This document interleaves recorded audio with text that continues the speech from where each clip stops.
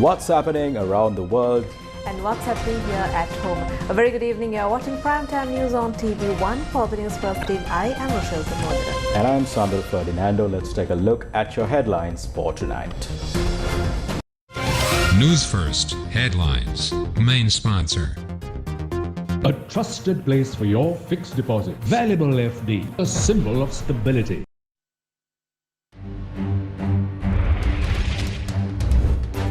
Deep depression over Bay of Bengal to intensify into cyclonic storm before moving toward Tamil Nadu. විශේෂයෙන්ම සුලිකුණාටුවක් වුණාම ඒ සුලිකුණාටුව දෙසට තමා වායුගෝලයේ තියෙන ජල වාෂ්ප ගමන් කරන්නේ. ඒක නිසා අපිට පැහැදිලිව කියන්න පුළුවන් ලංකාව තුළ තියෙන ඇති වෙන වර්ෂාපතනයේ අඩුවීමක් තියෙයි කියන එක. Intense rainfall predicted for many parts of Sri Lanka over the next 24 hours. Relief services geared up to provide assistance. Triforces called up to support distressed masses. Visit flood-affected areas and provide relief to the people instead of relying on technical information.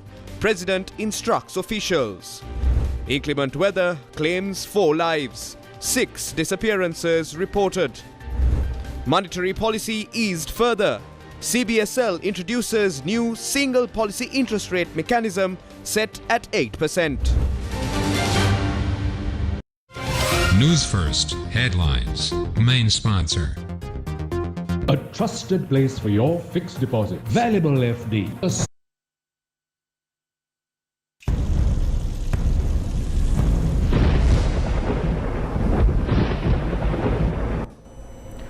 Newsfirst has been covering the extreme weather conditions impacting several parts of Sri Lanka, resulting in loss of life and property damage. What has happened? What has the situation been like over the past 24 hours and what's expected in the next 24?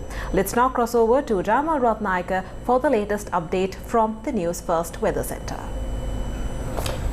Thank you very much, Sandru and Rochelle, and a very good evening to everyone tuning into Primetime News tonight. As you know, over the past few days, Newsfirst Weather Centre has been giving you constant and reliable updates on the weather situation that has been unfolding over many parts of Sri Lanka, especially the extreme weather that has been engulfing Sri Lanka, particularly heavy rains, deluges and also gusty winds. If I am to give you a background of how this extreme weather came about, on around the 21st of this month, a disturbance occurred around the southwest Bay of Bengal, and as a result, heavy rainfall was experienced in Sri Lanka. Over the past few days, this disturbance developed into a low pressure system, bringing more rainfall and gusty winds, which also affected many parts of Sri Lanka, particularly the eastern and northern parts of the country. By this evening, the deep depression was located around 130 kilometers east of Trincomalee, as you can see through satellite imagery. And this deep depression, which intensified further, is expected to turn into a cyclonic storm and gradually move upwards towards Tamil Nadu in India over the next few hours. So the Department of Meteorology says, although Sri Lanka may not have a direct impact through this cyclonic storm, if it does intensify into one, there will be partial effects of the cyclonic storm, and heavy rains are expected to continue. Heavy rains above 150 millimeters are expected to continue and to be experienced in several parts of the country. The weather is, however, expected to turn favorable towards the 29th, that is Friday, and the 30th of this month. And to give the masses an update on the latest unfoldings of this situation, the Department of Meteorology held a special media briefing in Colombo today, and they gave a very extensive and comprehensive update to the masses to stay safe and to stay alert on the latest weather situation. We will now cross over to that media briefing. ලංකාවෙන් බැහැරට ගමන් කරන තත්ත්වයක් තමයි ඉදිරි දින කිහිපය තුළ පවතින්නේ. This is likely to move away from Sri Lanka in the coming days, particularly around the 29th. It is typically expected to head towards the Tamil Nadu coast in India around the 29th or 30th of November. As the cyclone moves away from the island, showers are expected over the next few days, though it will be relatively less until the 29th November. Tomorrow, heavy rainfall of 100 to 150 millimeters is forecast for the northwest, northern and north-central regions, as well as the upper part of Trincomalee. In other areas, typical rainfall of 50 to 60 millimeters is expected. As this gradually transforms into a cyclone, an increase in wind speeds is expected across Sri Lanka, particularly on land. Wind speeds could reach 40 to 50 kilometers per hour, with some areas potentially experiencing gusts of 80 to 90 kilometers per hour. The storm is expected to form this evening. While there will be some indirect effects from the cyclone, there is no cause for undue concern. It is important to note that cyclones draw water vapor from the atmosphere. Therefore, a decrease in rainfall over Sri Lanka is likely to occur. නාම ඒ සුළුකුණාටු දෙසට තමා වායුගෝලයේ තියෙන ජල වාෂ්ප ගමන් කරන්නේ. ඒක නිසා අපිට පැහැදිලිව කියන්න පුළුවන් ලංකාව තුළ තියෙන ඇති වෙන වර්ෂාපතනයේ අඩුවීමක් තියේ කියන එක.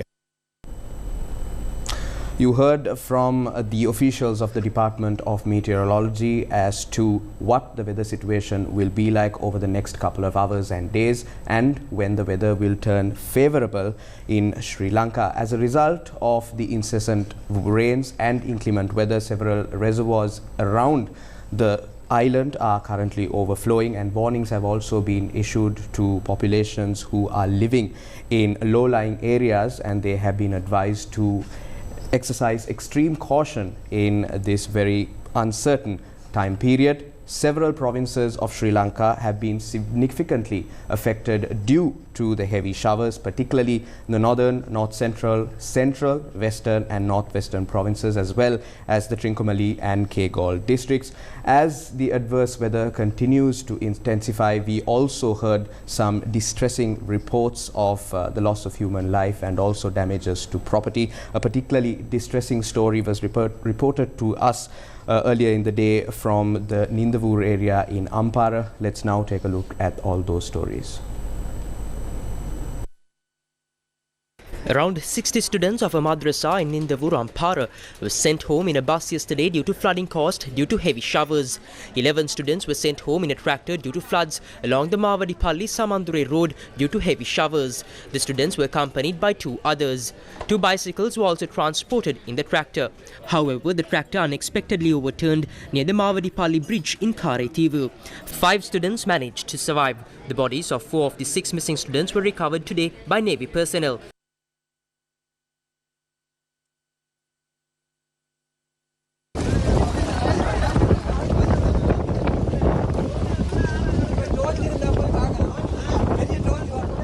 The search continues for the remaining 2 students who are still missing. Ampara District Secretary Chintakabe Wikrama had this to say. We've set up 42 relief camps across the district, providing shelter for around 5,000 people, and we are doing everything we can to offer them support. There is an issue with this incident. The 2 others in the tractor had 2 bicycles. The bicycles were recovered as well. We are looking into if they had escaped or if they are missing. We are actively investigating this. But the main priority right now is to keep people safe and move them out of harm's way. This is a very difficult situation, and we are doing everything we can to protect the public.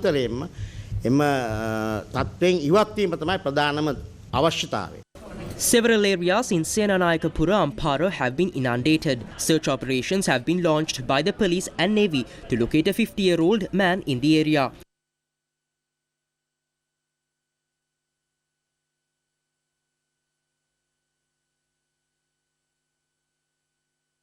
Newsfirst correspondent reported that houses in Muraviloya, Ampara have been inundated due to heavy showers. The Ampara-Kalmuni main road has been inundated due to heavy showers as well.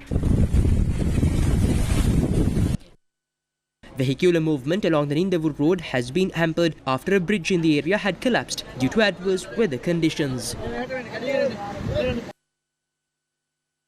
The Ampara and Batticaloa districts have been severely affected by heavy showers and floods. Newsfirst yesterday reported about a man who was swept away by strong currents while travelling on the Mandur main road in Vellaveli, Batticaloa. Today, local residents managed to locate the 24-year-old victim. Meanwhile, the Kaluwanchikudi, Vellaveli and Vellaveli Mandur main roads remained inundated.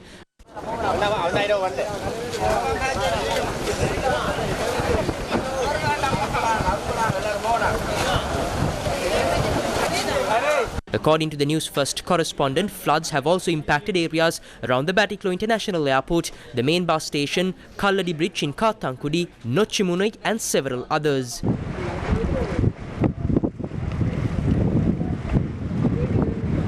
The Batticaloa railway station was inundated this afternoon.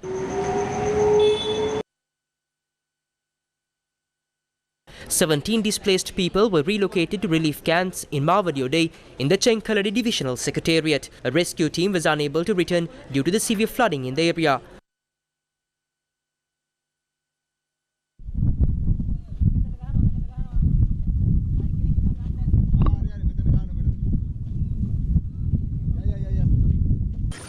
A person trapped in the floodwaters in Wannathiyaru in Mawadiode was rescued by Air Force.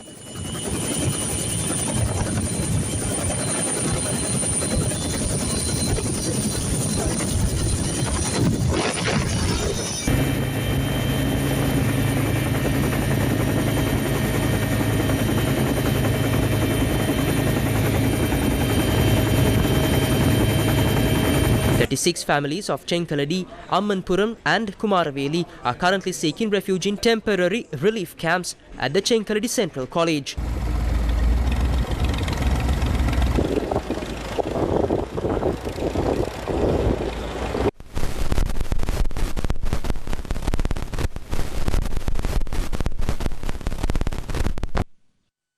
The overflowing of Sandanamadu River has inundated the Seethandi 2, 3 and 4 areas, and the affected individuals were relocated to relief camps. Around 315 families are sheltering in temporary camps at the Seethandi Alai Mahal Vidyalaya.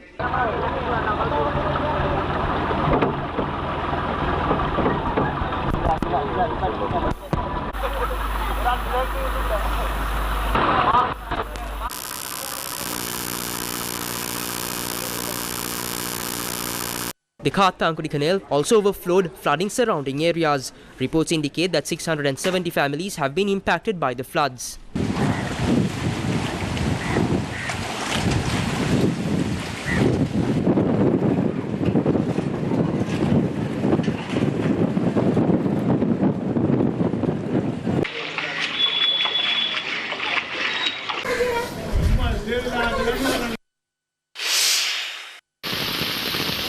(9,854) people from 2,655 families in Jaffna district have been affected, with areas including Temmarachi, Navakkuli and Kodigamam experiencing significant floods.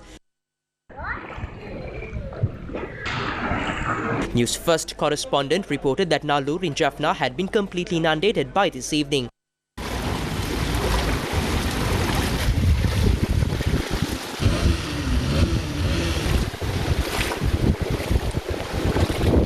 Several key roads, including those leading to Sinnapandivirichan, Madu, Palampiddi and Dakshana Maradamadu in Mana have been inundated. Approximately 5,000 hectares of paddy fields in Mana have been inundated. In Mullaitivu district, around 400 people in Pudukudiyiruppu and Vasandapuram have also been affected. Newsfirst correspondent reported that about 200 acres of land stretching from Mullivaikal to Pudumadalan have been submerged by floods.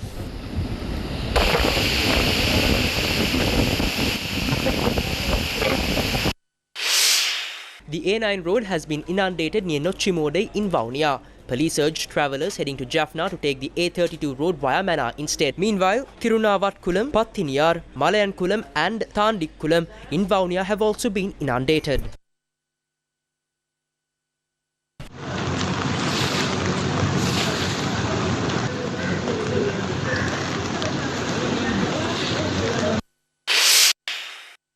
The Polonnaruwa-Battiklo main road has been inundated. Newsfirst correspondent reported that the section between Manampitiya and Gallala was completely inundated this evening.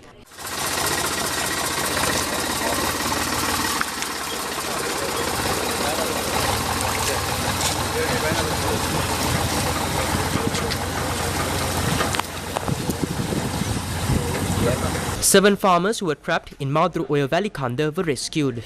The farmers, residents of Ruwanpitiya in Manikdeniya Valley Khanda, had visited their paddy fields late last night and were trapped by the floodwaters of Madru Oya. They were rescued by personnel of the National Disaster Relief Centres and Sri Lanka Police. The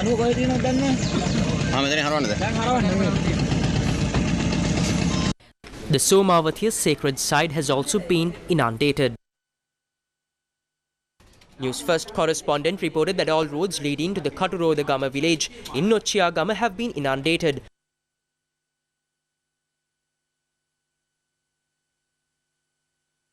Several areas have been inundated after the sluice gates of the Dalru Oya were opened. Several houses and other buildings were affected due to floods. Eluwankuluma and Karaitivu in Putlam are also inundated.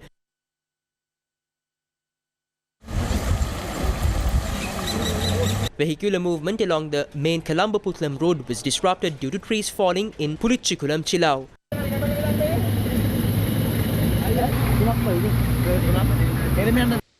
A mound of earth had fallen onto a house in Norton Bridge in Hatton.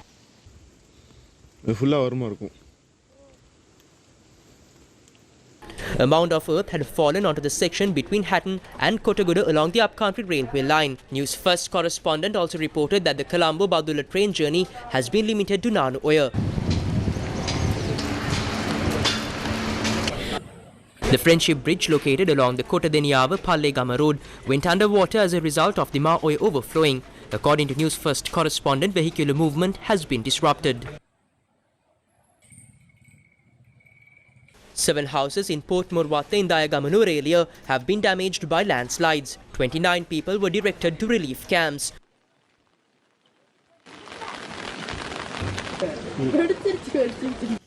One person has been injured after a mound of earth collapsed in Ampitikanda in Haldumulla Badulla. Vehicular movement along the Uva Paranagama Udupussellava road has been affected due to a landslide. A landslide caused significant damage to a house in Pitiyankumbura, Uva Paranagama.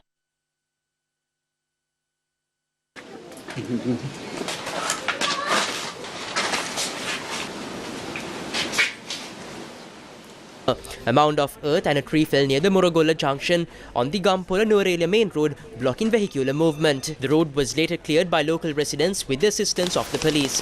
A landslide along the Matale Kande Nuwara road damaged 5 houses. As a result, 30 people were directed to seek shelter with relatives.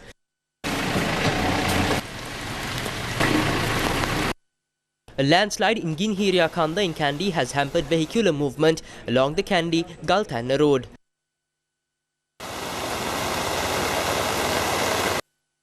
The Spring Valley Dondra road has been inundated as well.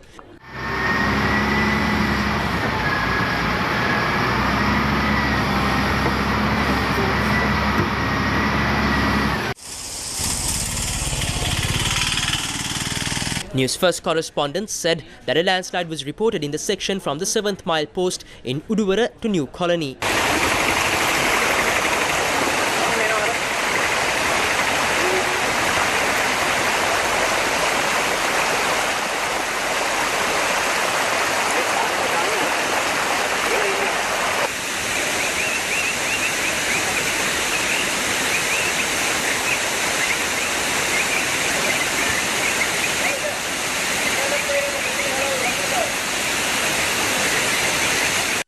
The Mahawali authorities said that several reservoirs are currently overflowing. According to the Mahawali authority, the Bowatanna, Dambulu Oya, Kalawava, Rangtambe, Loggal Oya, Kotmale and Victoria reservoirs are overflowing.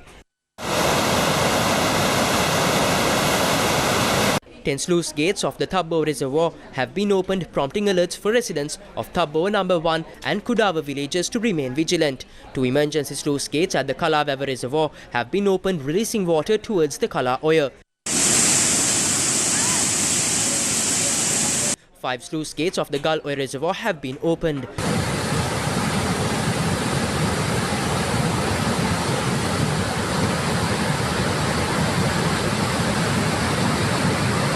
Two sluice gates of the Angamu Reservoir were opened today.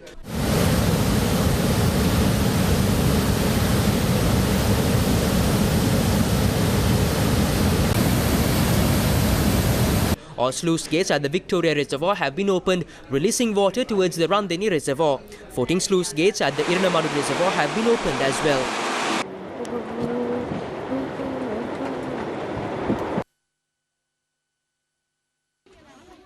As heavy rains continue to fall across many parts of Sri Lanka, particularly in the eastern and northern regions, a Sri Lankan leopard had entered a household in Kilinochchi earlier today.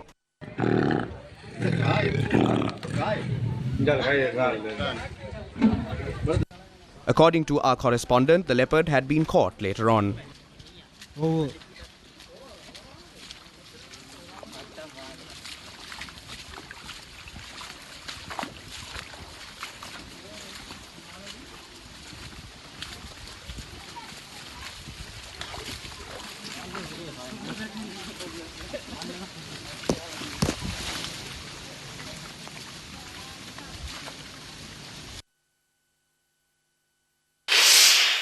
The Disaster Management Centre announced today that the extreme weather conditions have impacted 141 divisional secretariats across 18 districts. We have received reports indicating that 4 people have died and 6 are missing due to the impacts of adverse weather. Additionally, 9 people have been injured. A total of 8 houses have been completely destroyed, while 620 houses have sustained partial damage. Currently, 15,586 people are seeking shelter at 165 safety camps. All necessary facilities have been mobilized with the intervention of the government, district and divisional secretaries, Grama Nildari officers and the Disaster Management Centre in collaboration with disaster relief divisions. This program is already in place with all relevant parties involved. The Tri-Forces and the police are actively participating in the relief efforts and rescue operations. We urge everyone to pay close attention to the advisories issued by our technical institutes and to follow them accordingly. A 24-hour operating centre is currently active at the Disaster Management Centre. If you are in danger due to the current weather situation, our emergency helpline 117 is available for immediate assistance. ඔබට යම්කිසි සිදුවීමක් මේ පවතින තත්ත්වය මත ඔබ ආපදාවට ලක් වෙනවා නම් අනිවාර්යයෙන්ම මෙම හදිසි දුරකථන අංකය වන 117 වෙත ඔබ කතා කරන්න. Director General of the Irrigation Department, Engineer Ajit Gunasekara, clarified matters regarding the overflow of reservoirs caused by the heavy showers. පරාක්‍රම සමුද්‍රේ වාන්දානවා එතකොට Parakrama Samudra in Polonnaruwa has overflowed. Vehicular movement along the Batiklo-Polonnaruwa road is disrupted. Additionally, the Daduru Oil Reservoir has overflowed, causing disruptions on the Anuradhapura-Galgamu road, Kurunagala-Anuradhapura road and near the Padaniya-Daduru Oil bridge. The overflow has made travelling difficult in these areas. Furthermore, the irrigation system, particularly in the Ampara district, has been damaged due to rainwater drainage issues. Currently, the water capacity in each reservoir is being maintained at around 80%, while the overflowing reservoirs are at full capacity. People living near the slopes were urged to stay alert during the media briefing. We particularly urge people living near riverbanks, especially those whose houses were built on slopes that have not been stabilized through proper engineering measures, to be very cautious. If the slope becomes unstable due to ongoing rainfall, it could pose a risk. We advise you to leave these areas and only return after receiving clearance from the NBRO. Additionally, if you notice any signs of a landslide, such as muddy water in nearby water sources, trees leaning or cracks appearing, please evacuate immediately. Contact the Disaster Management Centre or the NBRO for guidance. Only return to these areas for resettlement once they have been inspected for safety.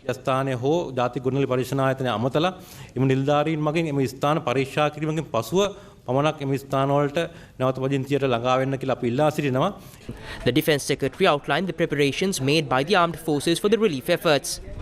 ගුවන් හමුදා helicopter යාන ස්ථානගත කරලා තියෙනවා Weerawila. Air Force helicopters have been stationed in Veeravilla, Hinguraggoda, Jaffna and Anuradhapura. The Navy has been promptly informing and deploying the necessary rescue personnel, while life-saving boats have been prepared in every district through coordination with divisional secretariats to ensure swift action. A large number of specialized army vehicles, which are capable of navigating through villages and flood-prone areas, and many vehicles are being coordinated through the divisional secretariat. These efforts are being carried out effectively through strong collaboration between the armed forces, government institutions and local communities. I can assure you that these arrangements are in place and are ready to be implemented. සහ රජයේ ආයතන ඒ නිලධාරීන් ගම්මට්ටමින් ඉන්න ඒ සියලුම පුරවැසියන්ගේ සම්බන්ධතාවයත් සමගින් මේ සියලු දේම හරියාකාරව ඉෂ්ට වෙන බවට මට කියන්න පුළුවන්. What will happen to the temporarily suspended A-level examination? බලාපොරොත්තු වෙනවා 29 වෙනිදාන් පසු කාලගුණ තත්ත්වයන් පිළිබඳව නැවත විශ්ලේෂණය කළා. We plan to reassess the weather condition and resume the A-level examination once the necessary environmental conditions are met. Given the large number of people affected by the flooding, we need to allow sufficient time at the district level for recovery and stabilization. Once the situation returns to normal and after a thorough reassessment, the Department of Examinations will determine a new date for the exam, which will be promptly announced. නැවත විශ්ලේෂණයක් කළා සාමාන්‍ය තත්ත්වයට පත් වුණාන් පස්සේ විභාග දෙපාර්තමේන්තුවේ ඉතින් දවස තීරණය කරයි. ඒක යථා කාලයේදී දැනුම් දෙයි. President Anurukumar Dissanayake directed officials to provide immediate relief services to affected people in disaster-stricken areas by gathering information on site rather than relying solely on technological data. The President emphasized the need to establish a strong grassroots level mechanism to facilitate this process. A discussion was held today at the President's office with state officials aimed at expediting relief services for disaster-affected populations. President Anurukumar Dissanayake instructed officials to ensure that affected individuals are sheltered in secure locations and provided with essential food, water and sanitary facilities. He also directed authorities to allocate sufficient funds for relief efforts. During the meeting, particular attention was given to the high-risk northern and eastern provinces, which are severely impacted by adverse weather conditions.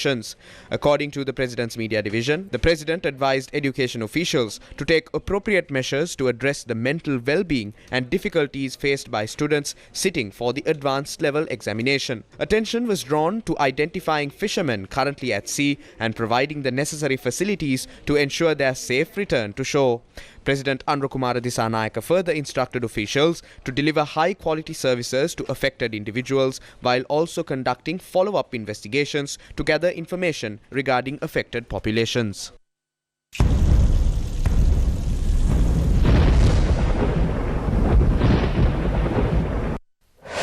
News First with the people. The Central Bank of Sri Lanka has decided to further ease the monetary policy stance and set the newly introduced overnight policy rate at 8%. As a result, the Central Bank announced a reduction of 0.5% in the current market interest rates. What is the overnight policy rate? Policy interest rates are key benchmarks that influence the overall interest rates in the country. The central bank has implemented two primary policy interest rates so far: the standing deposit facility rate and the standing lending facility rate. The central bank plays a critical role in maintaining the liquidity of the banking system and guiding the overall financial stability of the economy. Standing deposit facility rate is the minimum rate paid by the Central Bank of Sri Lanka to absorb excess liquidity from the domestic banking system. This interest rate determines the interest on savings of the people. It serves as a basis for determining the interest rates charged to the public for loans. What has the central bank done? The central bank has shifted its focus away from the previous two policy interest rates and is now considering the overnight policy rate as the main policy rate. What does this mean? As the central bank deals with banks, transactions also occur between banks themselves. When liquidity is high, banks lend to each other on a daily basis. When liquidity is low, banks borrow from other banks. The interest rate at which these transactions occur is the overnight policy rate. This is not a new practice. It happens daily. What is new is the central bank's decision to use the overnight policy rate as the primary monetary policy tool. Malaysia, for example, has successfully implemented this approach. The Monetary Policy Board of the Central Bank of Sri Lanka has now set the overnight policy rate at 8%. This means that when banks borrow from each other or lend to one another, the transactions should be based on this 8% rate.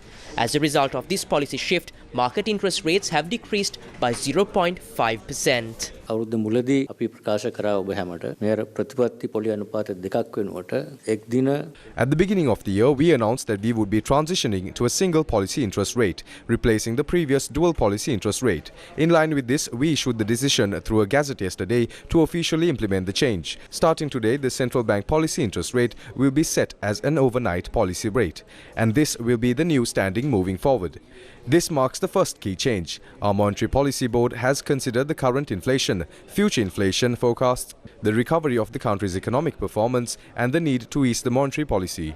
As a result, the policy interest rate, specifically the short-term overnight market interest rate between banks, will be reduced by 50 basis points from today. This will further ease the monetary policy. The primary reason for this decision is the current deflation and negative inflation. Based on our forecast, this trend may continue for the next few quarters. However, after 1 year, we are confident that we will be able to bring back inflation to the targeted medium and long-term levels, with goals of achieving 5% overnight interest rate with our policy decision today. අපි නැවත උද්දමනයේ මැදිහත් දික්කාල මට්ටමට ගෙන්න හැකියි කියන විශ්වාසය තියෙනවා මේ ප්‍රතිපත්ති පොලි අනුපාතය තීරණයත් එක්ක අද දිනේ. Is this transition from the dual policy interest rate to the single policy interest rate a part of the IMF agreement? No, it's not part of the IMF. There's nothing to do with the IMF. This is our own research, and we also discussed with the IMF. Obviously, we had our discussion with the experts for us to understand what are the best practices in the world in the other markets. This is not something that we invented. This is based on the best practices that has been adopted by other inflation targeting countries, and that has seems very successful. So we have consultation, discussion, but this is our own decision. There's not a condition by the IMF. How does this policy change affect the bank interest rates, leasing rates and the fixed deposit rates? Interest rate transmission much faster. For example, now reduction in 50 basis point today, we hope it will transmit into market rates much more efficiently and much more quickly, so that will help the market lending rates to come down for the other businesses and economic activities. In more news, Managing Director of the International Monetary Fund, Kristalina Georgieva, has reaffirmed that the IMF remains a steadfast partner in supporting Sri Lanka and its people and stands ready to assist the country achieve its economic and social reform goals.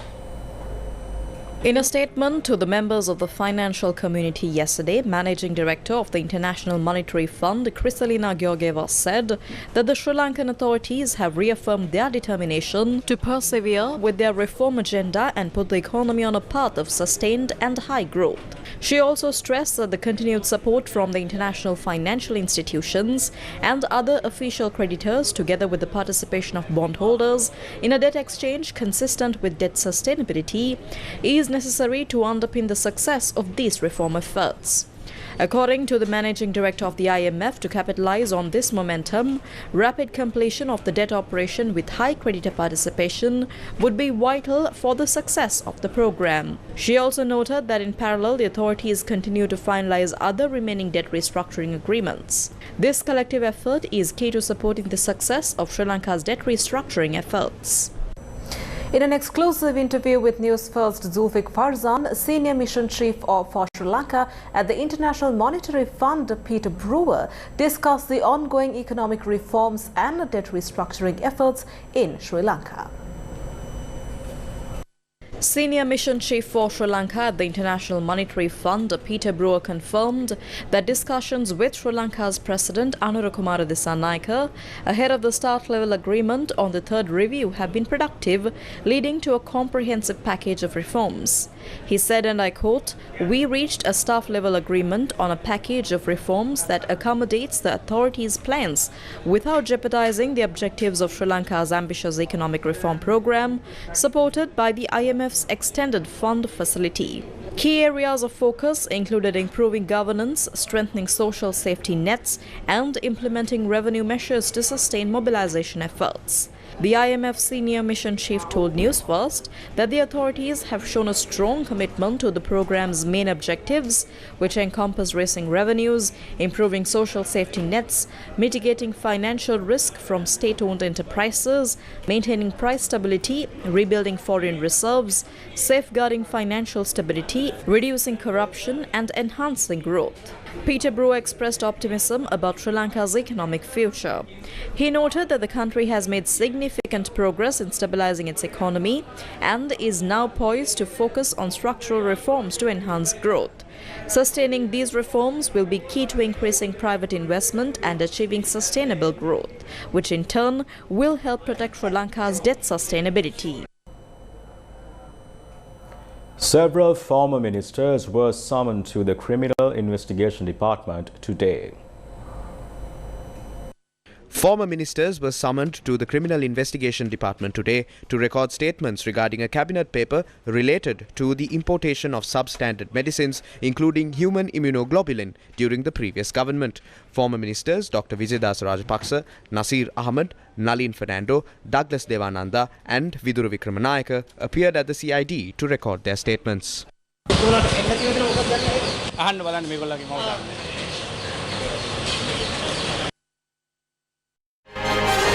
Newsfirst, main sponsor. Generators for long-term rent. Multiways Engineering Private Limited. A trusted place for your fixed deposit. Valuable FD, a symbol of stability. Soundproof generators.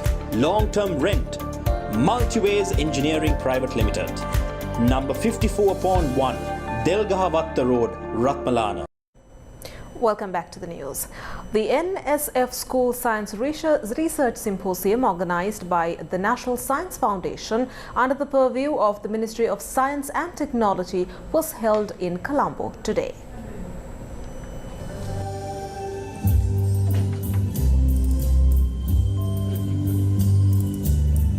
Welcome to the National Science Foundation. The main objective of the NSF School Science Research Symposium, organized by the National Science Foundation under the purview of the Ministry of Science and Technology, is to create a platform for the school community to present their research findings and share their experiences with the scientific community, hence nurturing future research leaders. The program mainly consists of a school research forum for students of grades 9 to 12 and for teachers, and a kid forum for students grade 1 to 6.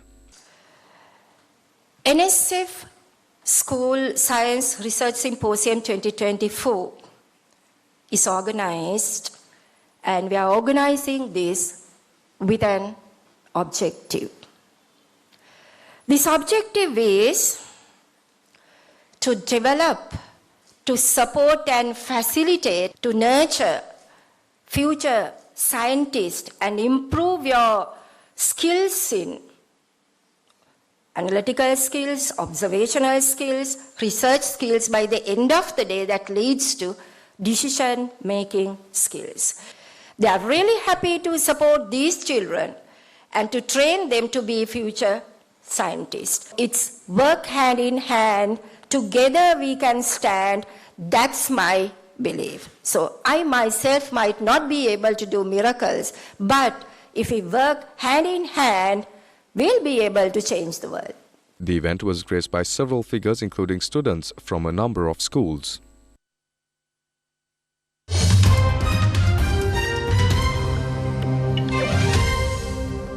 A ceasefire between Israel and Hezbollah has come into effect in Lebanon after more than a year of fighting.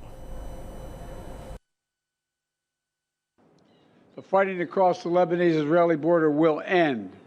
The deal was announced by Israel, France and the US, with President Joe Biden saying it aimed to be a permanent cessation of hostilities.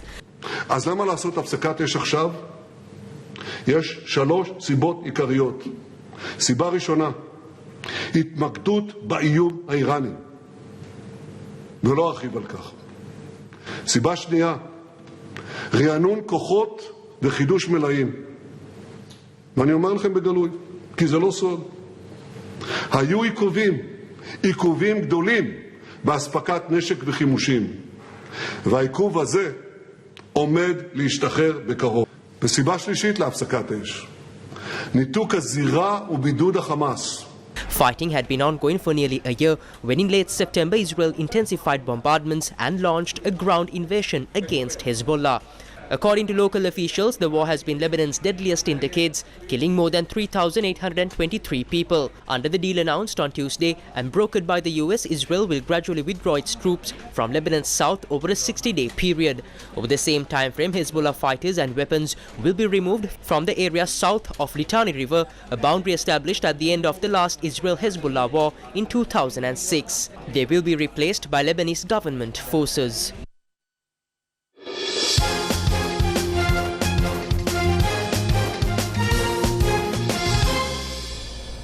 The first test between Sri Lanka and South Africa kicked off today at the Kingsmead Cricket Ground in Durban, South Africa. As play was called off for day one due to bad weather with only 20.4 overs bowled, South Africa batting first were on 80 runs for a loss of 4 wickets. Sri Lanka won the toss and elected to bowl in the first test against South Africa in overcast conditions, a vital match for both sides in the race for a place in the World Test Championship final. But only 20.4 overs were possible on the first day before rain arrived just before scheduled lunch. Before the match was called to stumps on day one, Temba Bavuma and Tristan Stubbs scratched their way through to the drinks break, putting on 32 runs. Vishwa Fernando and Asitha Fernando had led Sri Lanka's bowling attack, putting pressure on the South African batting lineup. Asitha Fernando picked up Aidan Markram's wicket, giving away just 22 runs in 8 overs while bowling 3 maiden overs. Vishwa Fernando picked up the wicket of the other opening batsman, Tony Dizzosi, giving away 17 runs. Lahiru Kumara picked up 2 wickets of Tristan Stubbs and David Bedingham, giving away 35 runs in 4 overs. And with that, we wrap up news for tonight. Thank you for joining us. Good night. Good night.